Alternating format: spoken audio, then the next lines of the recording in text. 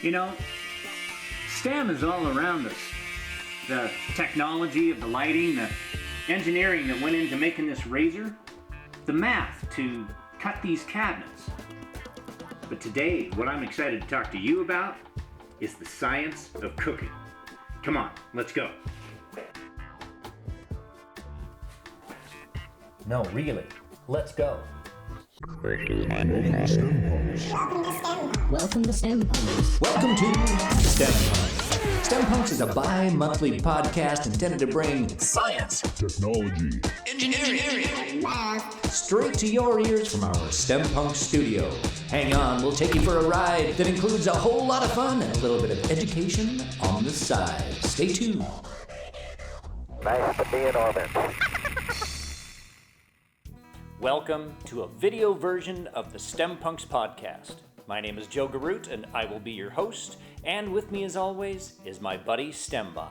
Hello, STEMBot. Hello, Joe. As you can see, STEMBot is in the camera this week. And I'm really glad he is because he understands that technology better than I do. You know, as I mentioned, the reason that you're here is for the science of cooking. It occurred to me months ago while making pancakes that there's a lot going on in that simple breakfast treat. I make pancakes nearly every weekend for our twin 8-year-old boys. I put all kinds of things in there. I slip in nutrition and they don't even know it.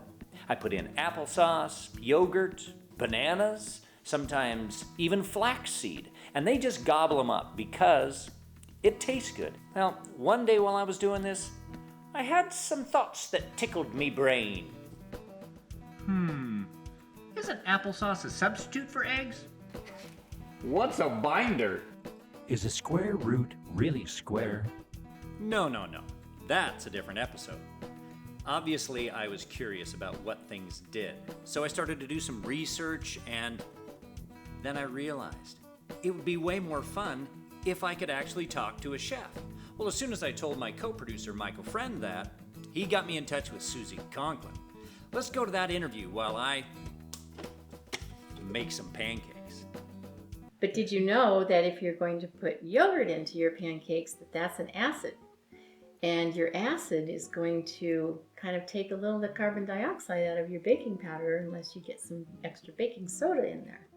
So that's why we're here, is because we want to find out the science of cooking. Would you just introduce yourself, please? Okay, my name is Suzi Conklin, and I created the Wildflower Cafe in Mosier in 2001.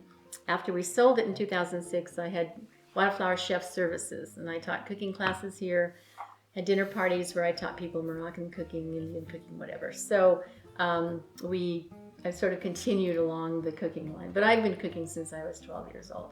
That's one of the reasons I'm really excited to find out from you. You know, I learned about the carbon dioxide in baking soda and baking powder and that sort of things. But and that's it. And it's not something that I've delved in too much. But in baking, I'm very particular because in baking you really have to follow the recipe exactly.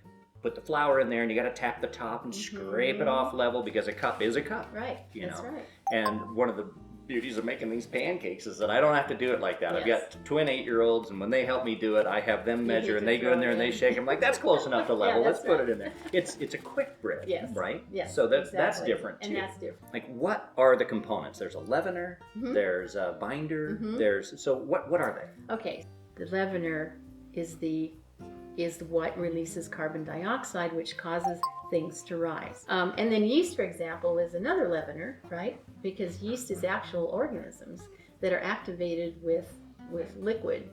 And sugar. And really love sugar because that gets them to start eating the sugar, and then they fart and create gas, which causes things to rise. Right. So leavening basically is rising. So yogis, try to levitate their body. Oh, yeah. And we use baking powder and baking soda to levitate pancakes. They just don't leave the pan though, they just levitate on the top. You start out with your flour mixture and your liquid mixture. So basically the beauty of pancakes is you want it, when you're pre-measuring, you want to keep your liquid away from your dry.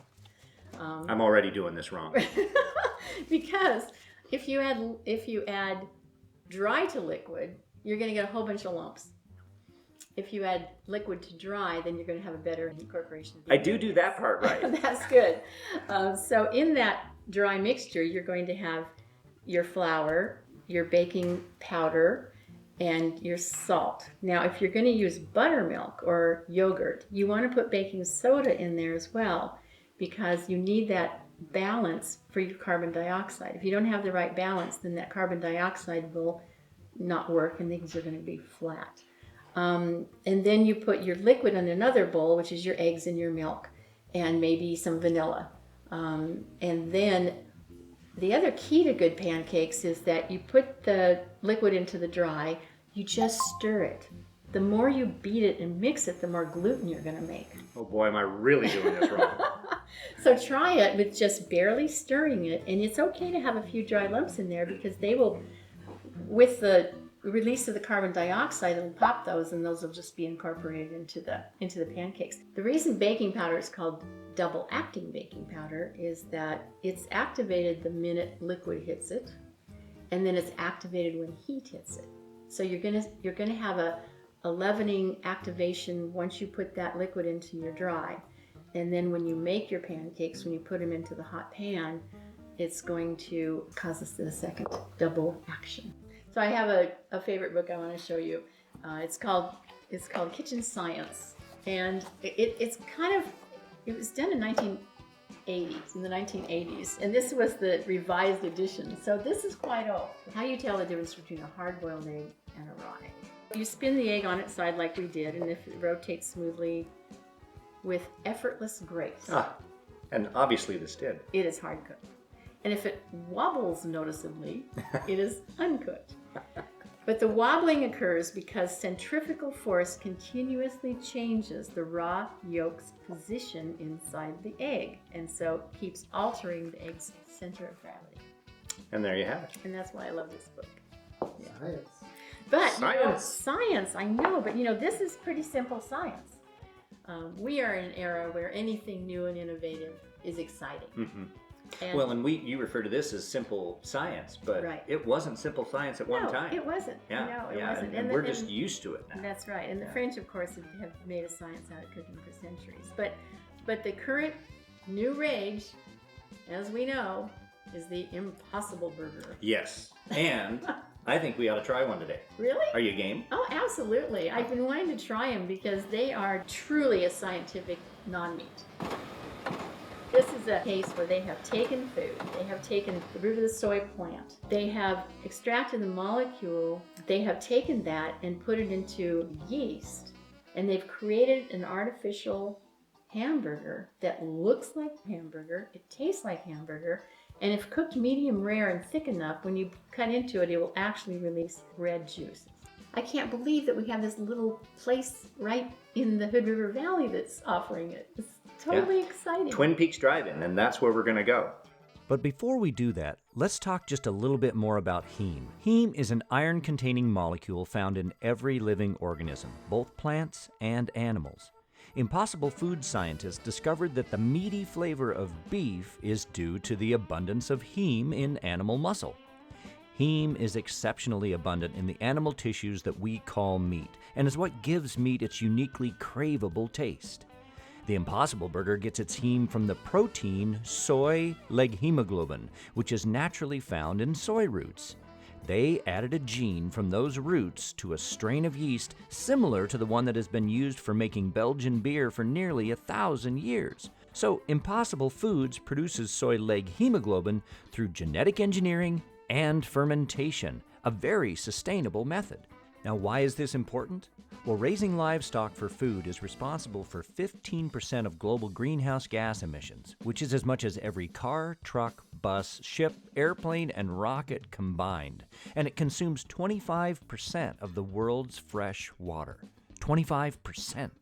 Raising livestock at the current scale also contributes substantially to greenhouse gas emissions and increases deforestation.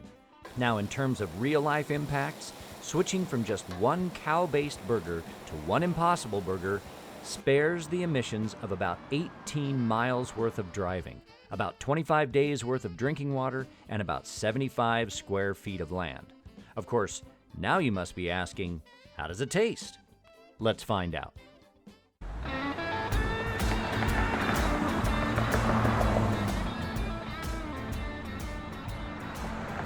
with Twin Peaks Drive-In, and we're with the owner, Eric Eide. And Eric, we wanted to come out and check out why you wanted to bring in the Impossible Burger.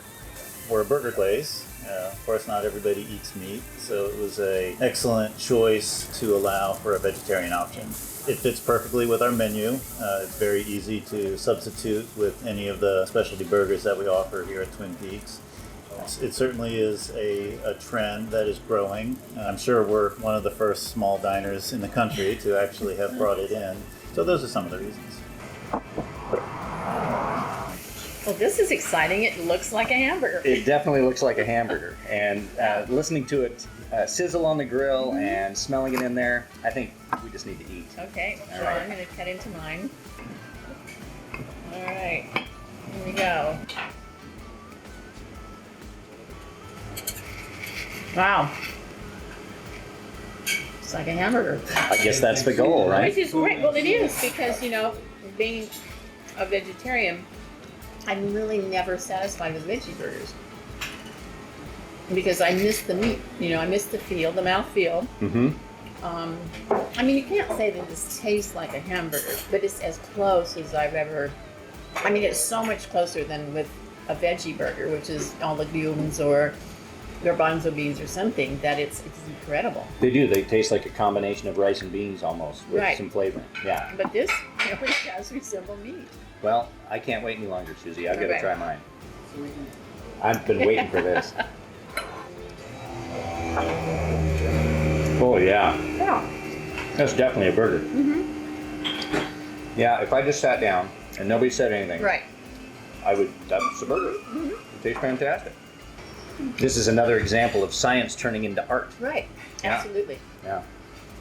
And it's real science because of the fact that they're taking that gene, you know, and putting it into yeast. I mean, it's actual science, food science, which is really, really great. Should we cut these up and share? Wow. Yeah. Impossible, I know. isn't it? It's It is. insane. Now we're having something that's very exclusive to Twin Peaks Drive-In, and they take that burger, the Impossible Burger, and put it in a taco. Well, you know, we started out talking about this because we were Right. making pancakes. Had to come down and try this, and I think this was a You can success. kind of imagine the tourists coming through and coming in and going, "Look, Fred, they have the Impossible Burger." That's right. That's right. Well, despite the fact that I thought my pancakes were pretty tasty, I took Suzi's advice and mixed them a little differently. I mixed my dry ingredients separately, and then I mixed my wet ingredients. Then I added the wet to the dry, folding it in gently, trying not to overwork the flour and increase the amount of gluten bonds. I don't want any dense pancakes. Now you can see them cooking here. Suzi's folded methods on the left and my mixer methods on the right. They cooked very similarly, however, my mixer pancake took a little longer to form the carbon dioxide bubbles that make it light and fluffy. So I think folding it in did make a difference, and the science supports that. I've just got to say, the Impossible Burger was simply amazing. An incredible amount of technology went into the creation of it.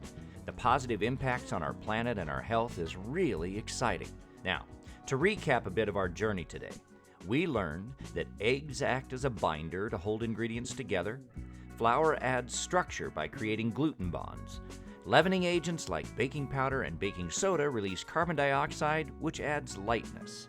Milk and other liquids add moisture. I was excited to explore the science of cooking, and I know that this show barely even touches on the vast amount of information out there, but I've included links in the show notes for you to explore whatever excites you. Now, all that is left is to say goodbye, STEMbot. Goodbye, STEMBot. Thanks for watching the STEMPunX podcast.